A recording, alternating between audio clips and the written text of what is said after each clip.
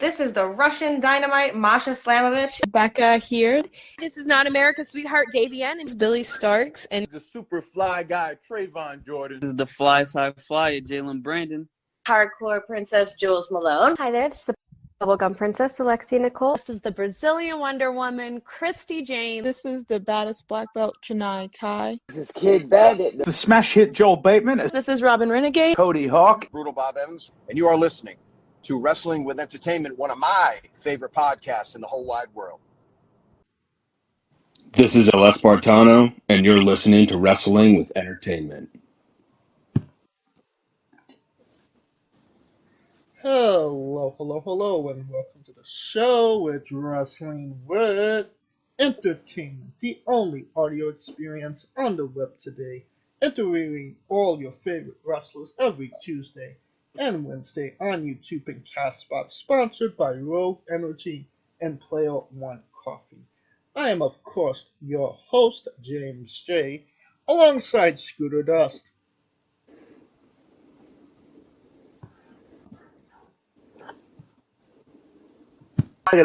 Sorry. And it's a great day for wrestling, because we are wrestling with El Espartano.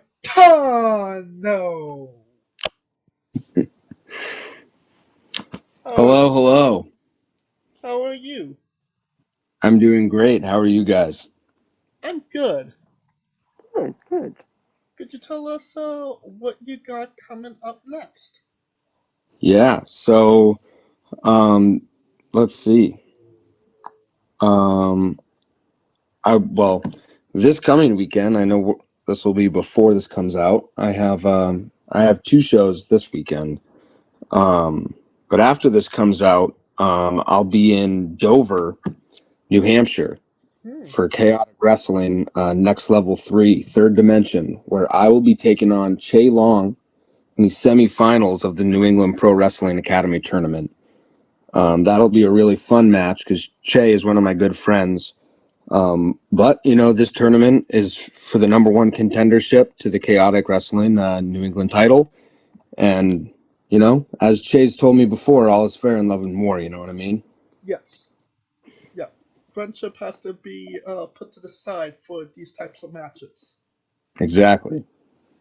And of course, where can we find you on social media and merchandise if you have some? I have merchandise. I have t-shirts, 8x10s. You can get that at shows. You can also DM me on Instagram. I'm very active there. My handle is air_Sparta. That's also my Twitter handle, but I'm not very active on Twitter. You have 0 tweets as of right now. That is correct. Well, I should have one because Ellie Barrett called me out a couple weeks ago and I responded. Replies aren't considered tweets. Oh, well, that shows you how much I know about Twitter. Well, let all of your links to all your social medias will be in the description of the video below. Perfect. So let's get into it. You work for Chaotic Wrestling. Can you tell us about your relationship with the company? The past year I've been making appearances. I debuted in the 2021 Chaotic Countdown. Looking back, it seems to me as though I had no idea what I was doing with how much I've learned in the past year. But I feel like I have a great relationship with the company. I do a lot at the New England Pro Wrestling Academy. I'm starting to get on shows more consistently now, and I like to think that's from the work that I've been putting in behind the scenes. And I'm very excited for this tournament to come up, see what happens in Dover, and I got my eyes on the New England Championship, so that's my first big goal in Chaotic right now. Does it kind of tell you about what kind of company Chaotic is? Like when you say, you from back then, you know so much more now? Oh, absolutely. I mean, just also being consistent, training, you learn so much. And being backstage with people and being able to talk with other people about what they think of your matches and what you can do. to get better, and taking that feedback and applying it. You see it in yourself, and it's rewarding when, you know, I look back at my appearance in the 2021 countdown and to my appearance this past summer in the 2022 countdown. It's a totally different person. All right. Scooter, you have a question. Yes. Don't forget the Burger King question. Not in the mood for that bit. So, in our research, we kept coming to a not necessarily a dead end, but a potential other road that took us down. And there was a previous wrestler, a luchador, who wrestled under the name El Espartano. Mm-hmm. Did you take any inspiration from this particular El Espartano, who I believe still competes to this day under the name Superboy? I have not, actually. No connection there. All right. Can you tell us about winning the Summer Chaos Scramble? And you actually, the tournament you just spoke about, you got a bye in it. That's right. So can you tell us about winning that Scramble match and kind of what it meant to you? Yeah, well, I mean, that was my first big win here in Chaotic. And it was against a lot of people that I trained with. Again, Che Long, Jeriel Rivera, who I believe at the time was still Randy. Chris Loggins, who I hope we don't have to talk about today, but I will. Yeah, those guys, we've been fighting each other and with each other for the past year and a half now. So for all of us to be in one match, and TJ Crawford was also in that match, and that was a big return for him, which I was happy for. But I train more consistently with these other guys. It was really cool to be able to not only take down Loggins at the very end, but to earn that first round bye in the tournament. And part of me was a little bummed because, first round bye is one less match, and I'm always ready to fight. But I had said in Tewksbury the last time we were there, before I wrestled Brian Logan, I said that I wasn't using that first round bye just to take time off. I was using it as an opportunity to, scout my opponents, scout out the rest of the bracket, and see what exactly I'll be going up against. And, I'm familiar with Che Long, so we'll have to see what he brings to the fight in Dover, but I'm excited. Is it kind of like a on sharpens arm type scenario? Being in there with the guys you know the most well. Yeah, I think so. You hit just as hard when it's your friends as you do when it's your enemies. So for me, nothing really changes. I'm always going to put up the same fight because at the end of the day, that's what it is. I'm not going to take any shortcuts when I'm in there with my friends. I'm going to make sure I earn it. But again, I'm like that with every fight. I'm not going to take a shortcut if I'm in there with someone like Ellie Barrett or Loggins or someone who will kind of undermine the rules. I like to play by the rules, and I hit hard, and I'm in there to win. All right, Scooter, you have a question. Yes. Now, I noticed that you've got quite a bit of body art on you, and as somebody who's looking to get his first tattoo, even though I'm close to 40, which is the most significant? Which is what is the next one you want to get? Not one that you're completing or filling in. And what is the tattoo on your upper left chest? The circle with the, let's say, hyphen. Okay, so The most significant tattoo that I have, it's tough because like in my mind, I view my entire sleeve as one cohesive piece. But I guess I would say probably either the tiger that's on my tricep or the dove that's on my elbow. Because the tiger reminds me of where I'm from and reminds me not to forget where I come from. And then the dove, you guys will actually like this little story. So the dove is from a religious book that my grandfather's best friend, his widow, gave me after he passed. So I knew I wanted to get the dove to remember him by, and I'm sure we'll talk about this guy later. Randy Orton also has a tattoo of a dove on his elbow. So while it's not the same dove, and it wasn't a complete tribute to Randy Orton, I did have that in mind when I was designing my sleeve of where I placed that dove. I just want to get in here. The religious book. Yep. What was that exactly? It was a missal. So it was, Bible verses and hymns. Okay. Yeah. Yeah. It's not a because there's two popular dove tattoos. There's the Picasso dove, and then there's everything else. Yeah, no, it's not the Picasso dove. It's specific to that book. I've honestly never seen anything like it.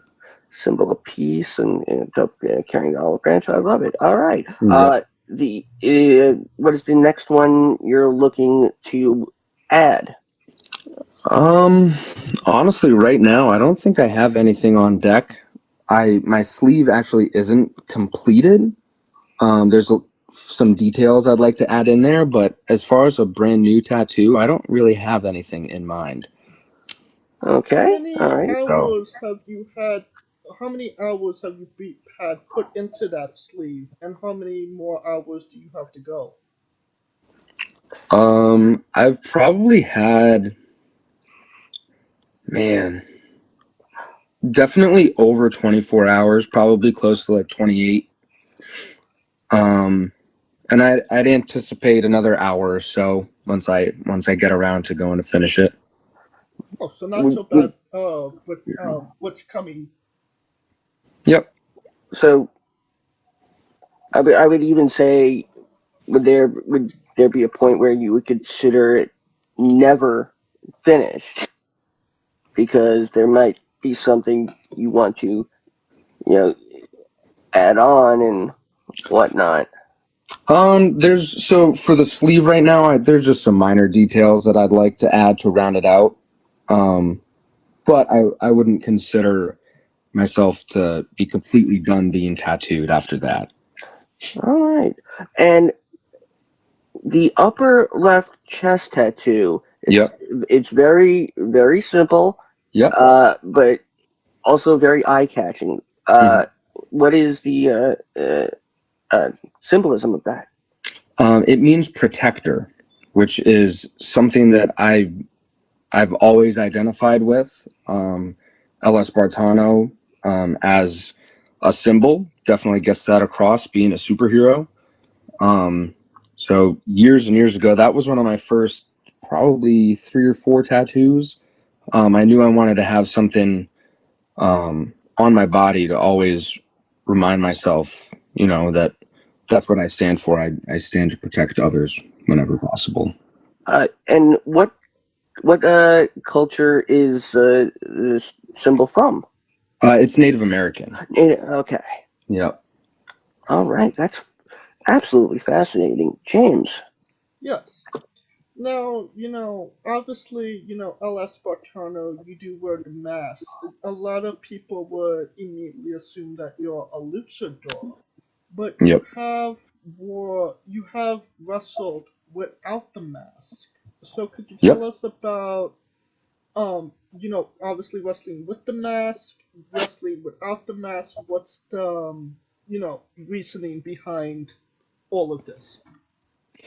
I like to think of the mask as not a separate entity from me, but it's a symbol in and of itself. So I like to put it on the ring post to watch over me in a way while I wrestle. And I have a really deep appreciation for Hispanic culture, all the while I'm not Hispanic. So for me, that's a way to still honor that, but not take it on personally. So I like to have that separation there, as well as having the mask itself kind of be its own symbol. What are kind of the advantages and disadvantages of wrestling with a mask on? So I've only wrestled with it on one time, and I'll tell you the biggest disadvantage is that it's very uncomfortable. I've had people tell me, "Hey, you should put it back on. It completes the look. It makes you different." And yeah, that's true. But comfort in the ring is a big thing, and to me, at the end of the day, like I said before, I'm just there to fight and to win, so it doesn't matter what's on my face. So now we know the real reason you don't wear the mask in the ring. Yeah. All right, Scooter. Now, something James and I have both noticed is you have a love for comic book covers based on your upcoming matches. Mm-hmm. How did that come about, and is there a possibility of getting a full-fledged series revolving around El Espartano? I mean, if there's someone who could link me up with an artist that could put that together, I'd definitely be interested. So I wouldn't rule it out entirely. But I like graphic design, so I do those all myself. And it's just something for me to post. I enjoy making content. And I've always loved superheroes since I was a kid. I always would tell my friends that I'm going to be one, even though, it's not very practical, but somehow I found a way to become one. So it's kind of just running along those lines, being a superhero, and why wouldn't there be comics for El Espartano? Well, all right. James, any follow-up on that, or? No, I just have my next question. Okay. Can you tell us, and we've talked about him a little bit already, can you tell us about your relationship with Shane Long? It seems like there's a tag team there, but you are kind of rivals at the same time. Yeah, we have some friendly competition, Shay and I. I would love to tag with them and see what we could do together, because, against each other, we always put up a really good fight. So I would be very excited to see what would happen if we joined forces. No, but Shay's a great guy. I mean, he came into Chaotic a few months, maybe 8 to 10 months after I did. And I saw a little bit of myself in his resilience in his matches and fighting back and things like that. And I admired it. And, the first chance I could, I wanted to reach out to him and say, hey, type of thing, you got a friend in me. So if you ever need backup, you ever need, someone to watch your six, I can be that guy for you. And he was very open to that, and kind of vice versa. So we're friends. We're pretty good friends. We're close. We have very similar goals with, just going out there and fighting and winning. But we're also not going to let each other get in each other's way. So. It does beg the question, how long did you stay in his car before he actually came into it? I wasn't looking at the clock. His car was off. Well, I will say that was very expertly shot. Can you Thank kind you. of tell us about those promos? Yeah, I wanted to start doing something different. A lot of times, being an indie wrestler, we don't always get the opportunity to have a microphone in our hands. Right. And not everyone asks for a promo every time you have a show. So I remember over the summer, I challenged a few of my classmates to, hey, make a promo every single show you're on, whether it's good or bad, whether you post it or not. Like it would be a good practice to start doing. And then I was like, if I'm going to challenge people to do that, I kind of have to do it myself. So I did. I started shooting just regular promos, just me talking into the camera, and then similar to the comics, why not do a little skit that gets the same message over? That's a little bit more entertaining than just a talking head into a camera.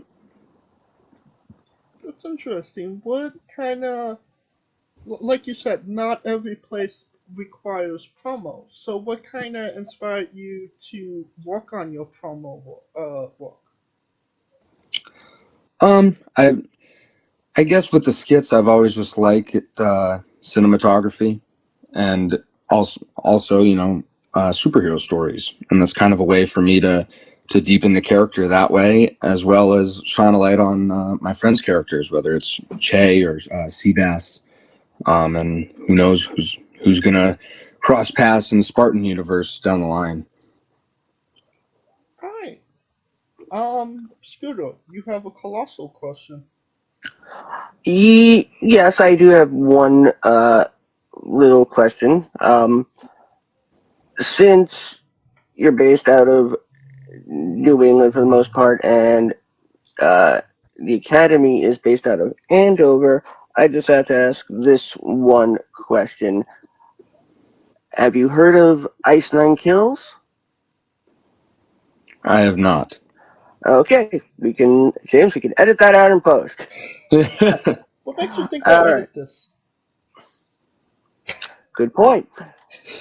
All right, colossal question. Now,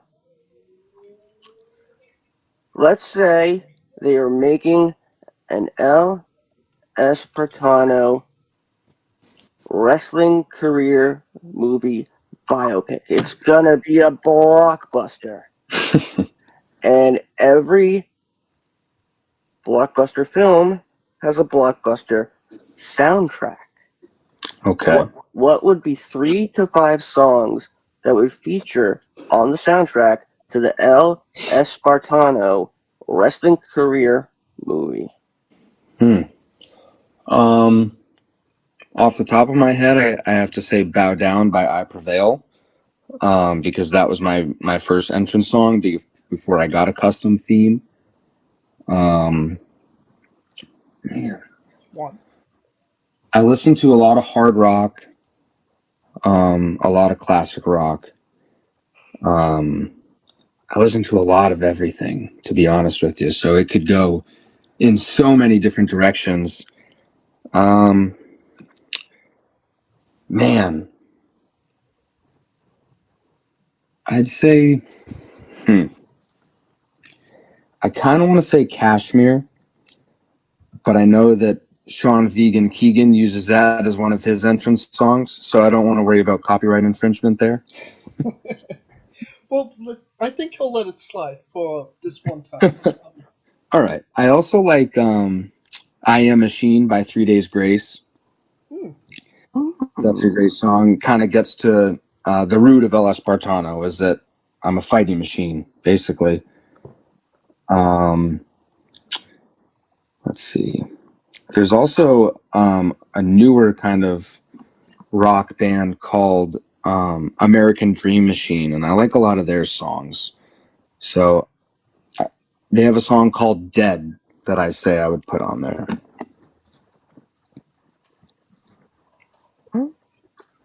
All right. You got a solid 4 right there. Yeah. Do you lock them in? I do. Those are locked in. Alright, second part. All right. All right, we've got the soundtrack. That's out of the way. Now it's time to move on to casting. Oh boy. Who would play El Espartano in the El Espartano wrestling career movie? And you cannot say yourself because you are obliged to make a Stan Lee-esque cameo. So I feel like I could go a couple ways with this. I could say Gerard Butler, who was Leonidas in 300. I also really liked Ben Affleck's Batman. So if there's any way we could get Ben Affleck to play El Espartano with the mask on and then Gerard Butler with the mask off, I think that would be the answer I would lock in. That sounds awesome. Yes. I love that.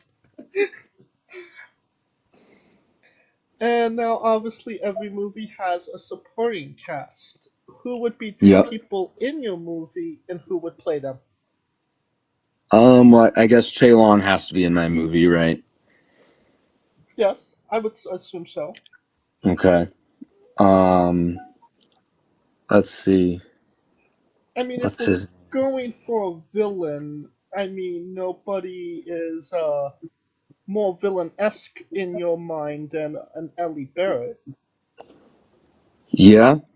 I'd say if we're going for a blockbuster, then it's got to be Ellie Barrett and Chris Loggins.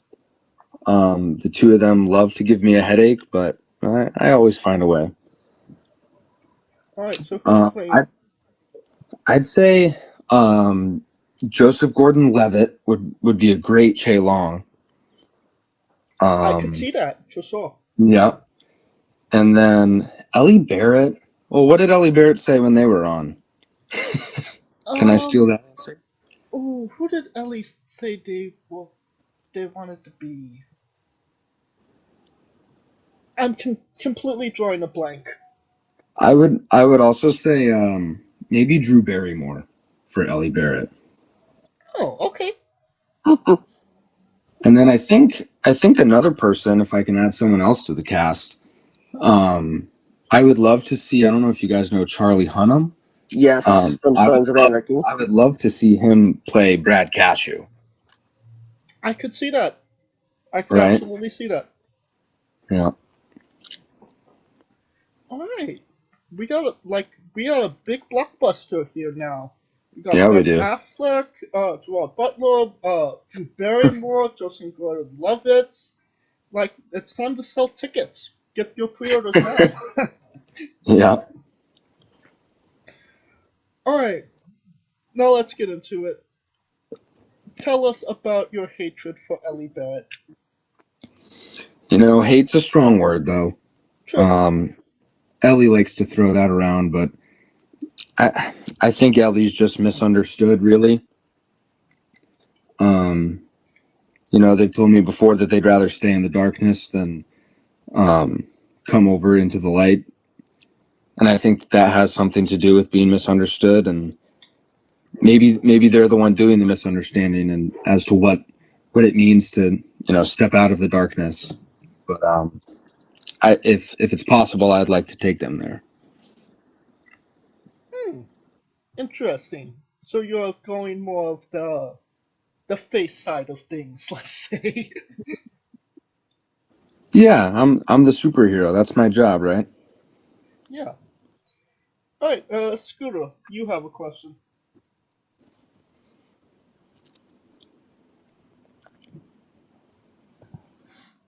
Did we lose Scooter?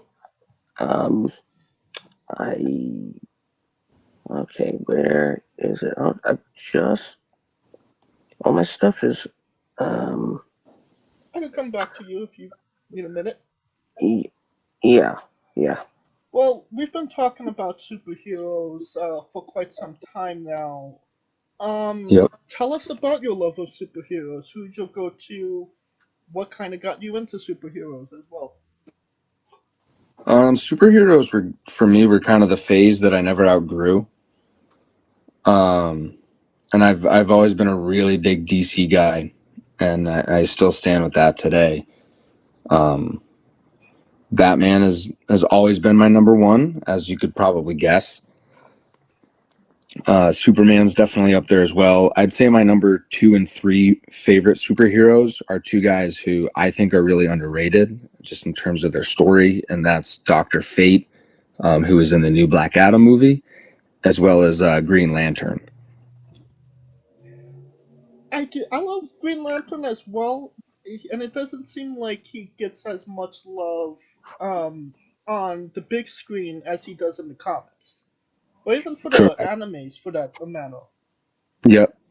So, are you comic book, just this TV series, the movies, etc.? I don't really like to consume just one medium of superhero lore. I kind of just like to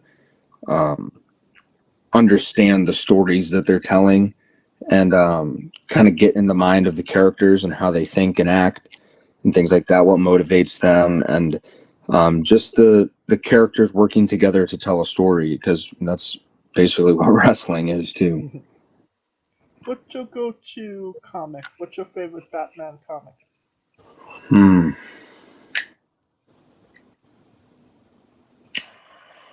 Man, I don't know, to tell you the truth. I liked the Rebirth comics when those came out. I was really big on those. That was back when I was in high school. That was I want to say the I Am Batman saga. But I've always been a Killing Joke guy.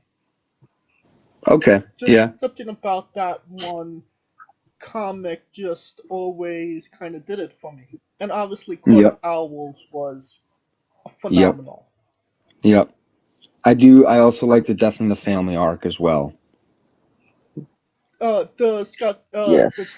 The one where Joker killed Robin. Yep. Yeah, no, those are good. Those I always loved those. The thing about that one was you had to vote whether or not you wanted Robin to live or die.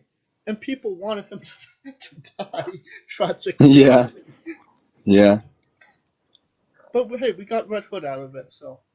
We did. Alright, Scooter. Yes. Can you tell us about Spears the Spartan dog? Yeah. The Spartan super dog, Batman has Ace, Superman has Crypto, so I have Spear. That's basically it. He is my dog. And yeah, he's just like his dad. What kind of dog is he? He's a border collie. Oh, cool. How long have you had him? He's about 1.5 years old. Cool. So you had him from a puppy. Yep. Watched him grow up. Oh, that's adorable. Are we ever going to get a modified Spartan mask for him? We could work on that. We could see if we can make that happen. I don't know how much he would like it, but I could try to get it on him. Maybe let's work on a cape first. Okay, yeah. We could definitely work on that. Alright. Now it's once again time for that segment. El Espartano's Bizarre Adventure. You're a pro wrestler who goes up and down the road and weird, crazy, and bizarre things are bound to happen. Can you tell us a road story that fits that description?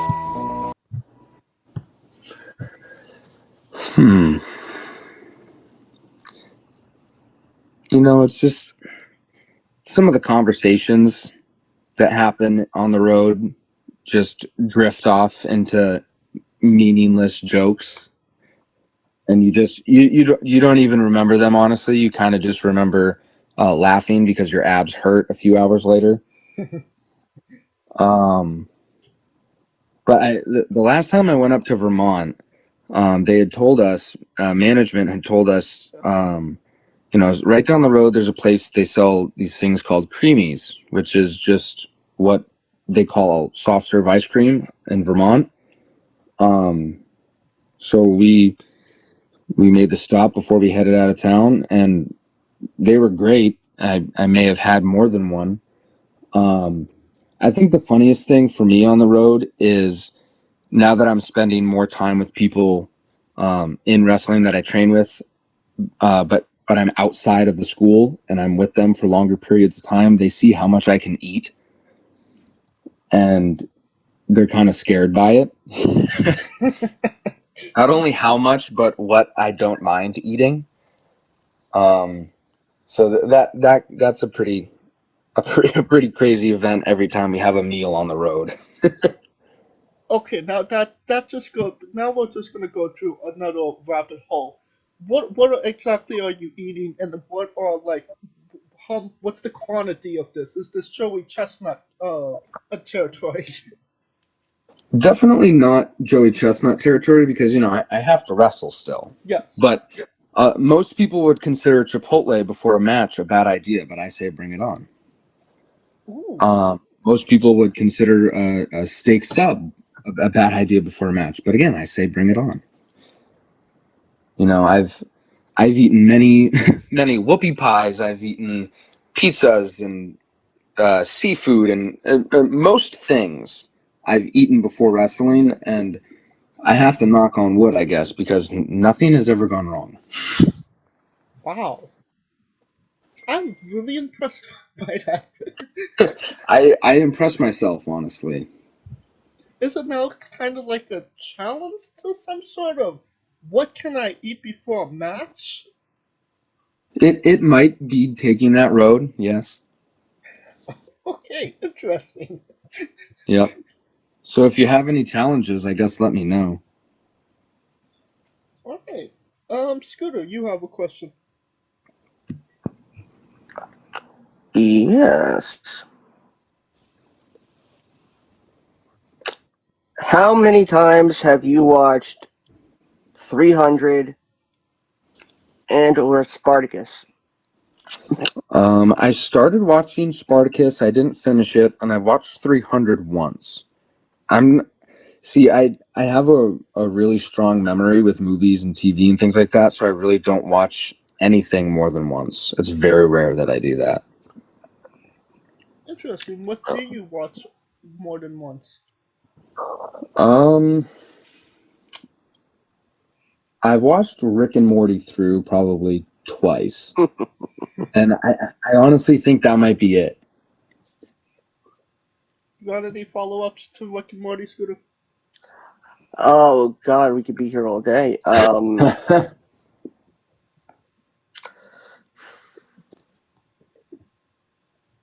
Scooter?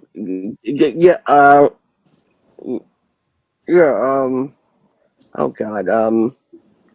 Okay. Favorite character from Rick and Morty? Rick. Favorite character from Rick and Morty that's not Rick or Morty?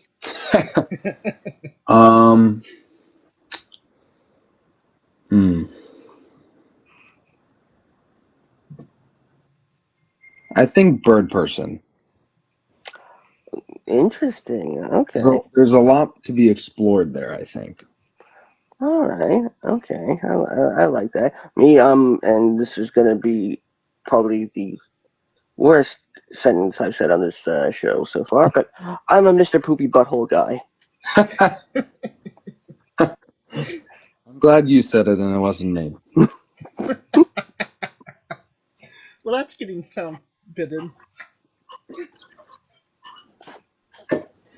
Alright. Now on to a controversial subject. Pineapple on pizza. What's your stance? Love it. You like? I love it. You eating pineapple on pizza before a match? That's more of a post-match thing. I've made some pretty obscene pizzas on the Domino's app, and pineapple has been on all of them. Okay, what's the most obscene? Because we've got some interesting combinations over the years.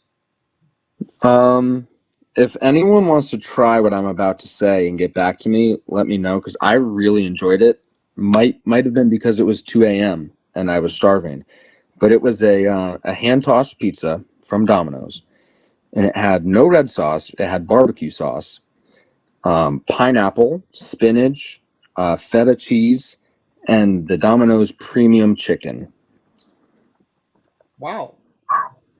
Can you Yep. really call a pizza without the red sauce? Sure, why not? You have a point there. But would you ever consider eating strawberries on pizza? Sure, why not?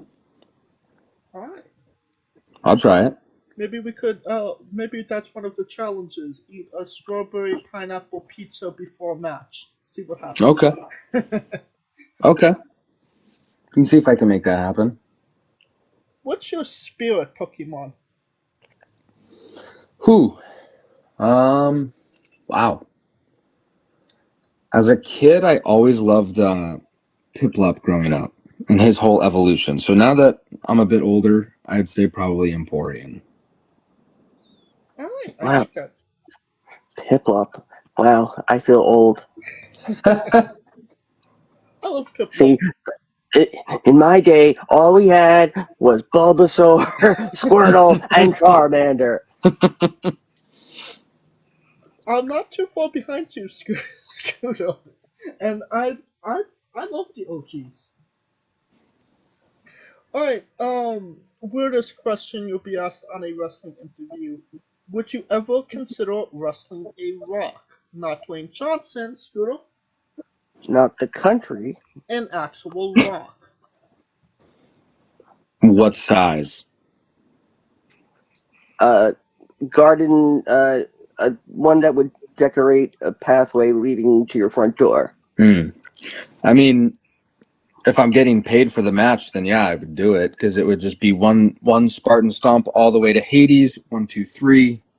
That's it. But what if you have to put the stone over? Over the top row? No, me. Win. Oh, I have to put a rock over. Yes. I guess I would just lay down and put it on my chest and then get up. Well, just for context, there's this wrestler named Psycho Mike that wrestled an actual Rock for over 15 minutes in a Tungsten Man match. An Iron Man match that lasts for 2 weeks. Oh. Yep. Canadian. Yes, and he did. I think he'd probably get along with Ellie Barrett. Oh, there's always a possibility. Definitely. But yeah, and he didn't win that match either. So, yeah. Damn, Rock, obviously, The Rock's the champion. He couldn't lose the belt. The Rock is the champion? Yes, The Rock's the champion. Oh, okay. Now, we love the late great Tracy Smothers on the show. Do you know the acronym for Thug? THUG.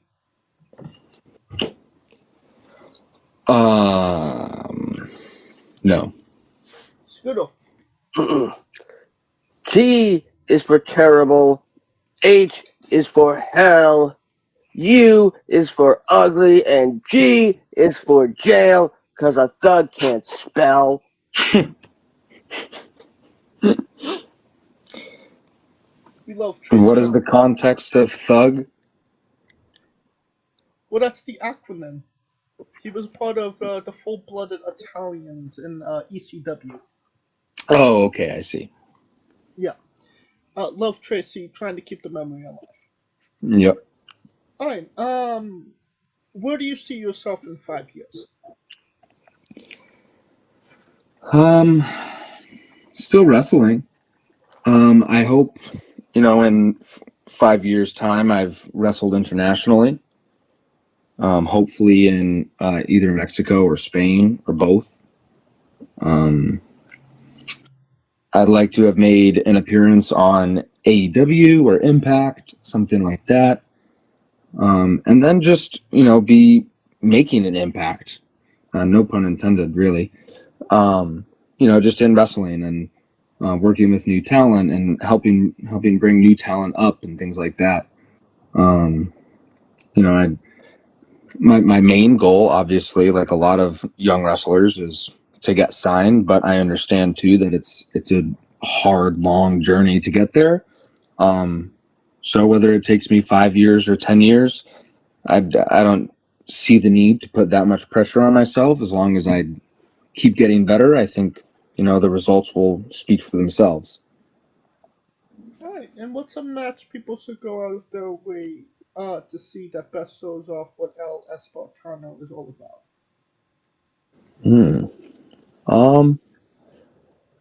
One match that I really liked might have been in May. It was a private taping at the New England Pro Wrestling Academy, and it was myself and my enemy, Chris Loggins. And that match was a lot of pent up, not anger and frustration, but animosity, I'd say, between the two of us. And they gave us an opportunity to go at it, and we definitely did. So I believe that's on YouTube. I'd have to go find what channel it's on. But yeah, it was a Nepal live taping, me and Chris Loggins. Right, well, if it is on YouTube, I will seek it out, and I will put it in the description of the video below, but on YouTube at Castbox for anybody that hasn't seen it, wants to re-see it after this interview. Awesome. Alright, and since we are nearing the conclusion of this interview, we are wrestling with the 8 questions of doom. All right. This is our speed round, our bonus round, the round where we see who you really are. Are you ready? I'm ready. Excluding yourself, greatest wrestler of all time. Randy Orton. Worst wrestler. Oh, man. Gilbert. You're main eventing WrestleMania for the World Championship. Who is your opponent? Bray Wyatt. Ooh, interesting. If you could come out to anyone's entrance music, past or present, who would it be? Maybe Ultimate Warrior. Great, that's a great one. Finish the sentence. Kayfabe is... Tastes great on toast. Oh my god. Oh my god. No way. No, that's it. No, but really, kayfabe is dying, and it's sad because it's the root of what we do. Well, you are the first person in the history of this program to actually give us that answer when it's been the secondary answer I've always given after somebody has answered it. I will always follow up with, we also would have accepted, is quite good on toast. I'm in shock. You ran the running joke for us. You're welcome, I guess. Alright, squash, fruit or vegetable?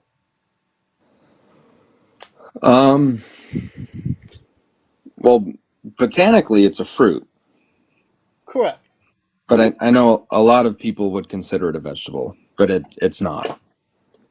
It is indeed a fruit. New Japan wrestler Taichi, his ring gear gets smaller every year, revealing more of himself to the world. My question, what is the appropriate trunks to butt cheek ratio for ring gear? Well, I wear tights, so I don't know if I'm the best answer for that question. I don't know that there is a ratio in my mind. Anyone can do whatever they want. It's their gear. Alright. And the last question, the main event, the thing everybody wants to know. Have you ever had a conversation with a stranger in a supermarket about Darby Allin?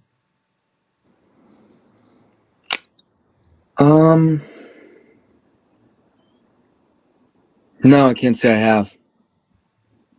And that is the correct answer. Oh, And, perfect. and that will conclude this interview. Thank you so much for coming on and doing this with us. Thank you guys for having me. Once again, where can we find you on social media? You can find me on Instagram and Twitter. It's at @air_Sparta. Make a tweet more often. I'll get there. I'll get there. And your merchandise can be obtained by DMing you on social media as well. Correct? Yep. That's right. Well, I mean, all of your links to all your social media. I believe you have a YouTube as well. Will all Yep, be, I do. It will all be in the description of the video below, both on YouTube and Castbox. Simply go into the description, click the link, and a new tab will appear on whatever device you're on. You have no excuse. DM the man, buy a damn shirt. Buy my shirt. Of course, thank you for listening. If you like what we're doing, please like, subscribe, comment, both on YouTube and Castbox. Join us tomorrow as we interview Jocelyn Navarro, and on the 23rd, the promoter of Pizza Party Pro, Dan Scott. Follow us on Twitter at Wrestling with E for information on who we're interviewing, when we're interviewing them, links to those interviews, etc., and on Instagram at Wrestling with E as well. You can follow me personally at JamesJ993. Where can we find Scooter? As always, my stand-up tour residency live from Camp Lejeune continues, free water with admission. As always, find me on Twitter at Scooter Dust. Find me, James, and Ryan Dust hosting the Remix on YouTube, a premier audio companion experience for all your alternate commentary needs for WWE Premium live events. Next time we come to you, Survivor Series, War Games, and now can be found at youtube.com/The Remix on YouTube, all one word. And today, later tonight, you can see the first session as I embark on my first ever Dungeons and Dragons campaign. How will Corticus Tarkin fare in Legends of Arcadia episode Althea? You'll have to find out, along with me and Rico Constantino Jr. and the rest of the Smoking Dragons clan, twitch.tv/Smoking Dragons. Alright, now, El Espartano, when I say wrestling wit, you say entertainment, okay? All right. For our very special guest, El Espartano, Calico Yacht, Scooter Dust, I'm James J, and this has been Wrestling with Entertainment. Hey folks, this is the Colossal Mike Law, and you are listening to Wrestling with Entertainment. Enjoy the show, support these guys. We appreciate it very much. We'll see you at ringside.